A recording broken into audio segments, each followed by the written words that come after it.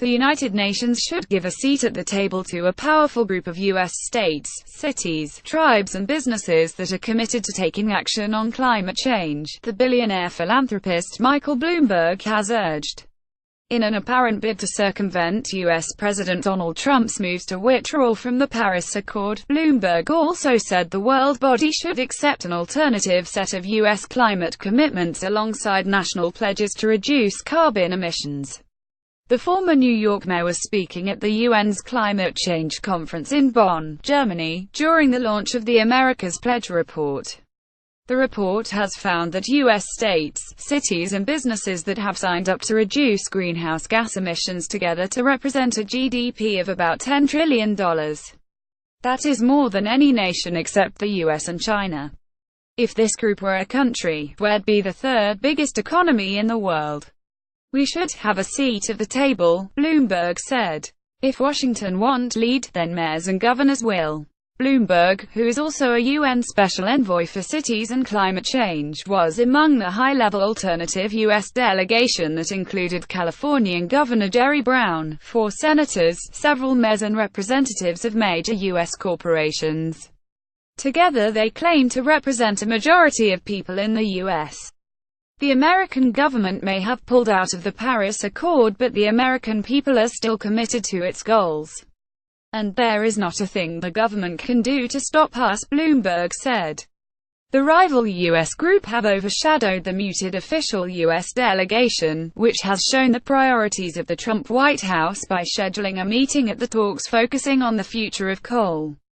The packed America's Pledge launch event took place in the U.S. Climate Action Center, an inflatable dome that the alternative U.S. delegation is using as its headquarters.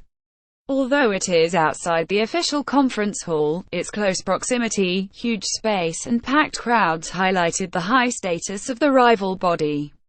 It also got a top-level endorsement from the organizers.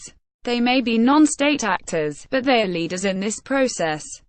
America's Pledge sends a powerful message to the world that America is still in the game, said Frank Bainimarama, the Prime Minister of Fiji, which is the president of this year's UN conference.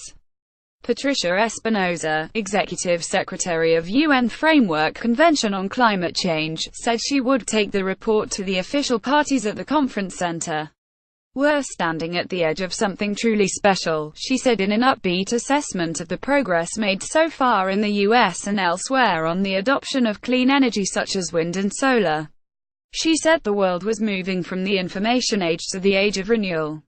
In an atmosphere often reminiscent of a campaign rally, Senator Ed Markey, a Democrat from Massachusetts, said the solar industry in the U.S. had created 50,000 jobs in 2016, equivalent to the entire coal mining industry, and that the renewable industry as a whole would employ 500,000 workers by 2020. This is the greatest blue-collar job creation in 2 generations, he said. Many major U.S. corporations have also signed up to the campaign. Laura Phillips, Senior Vice President of Sustainability at Walmart, said a transition to clean energy made economic sense. She said the world's biggest retailer had enough solar cells on its supermarkets to cover 190 football fields and had saved $1 billion in fuel bills. It's good for business, it reduced emissions, and it's good for our community. Activists protesting California Governor Jerry Brown's speech at the America's Pledge launch event photograph Martin Meisner at, but critics argue carbon trading and massive investments in technology do not deal with the root causes of the problem, which are overconsumption and capitalism. The event was interrupted by protesters who raised banners declaring false solution for the planet and chanted "We're the solution. Don't trade pollution," in reference to California's carbon cap and trade scheme. In a raucous 5-minute exchange with the hecklers, Jerry Brown accepted that governments need to do more, but he said it was necessary to make the transition in stages rather than all at once. "That is good noise," he said to the chanters. "But it doesn't get the job done. You need a plan. The perfect can be the enemy of the better." Several speakers highlighted the progress made in the regions. Pittsburgh Mayor Bill Peduto said a blue-green alliance between labor unions and renewables companies had revitalized his city after the post-industrial decline of its traditional steel industry. "Time goes in only one direction. If you wait for the mills and mines to reopen, you'll be left in the past, he said.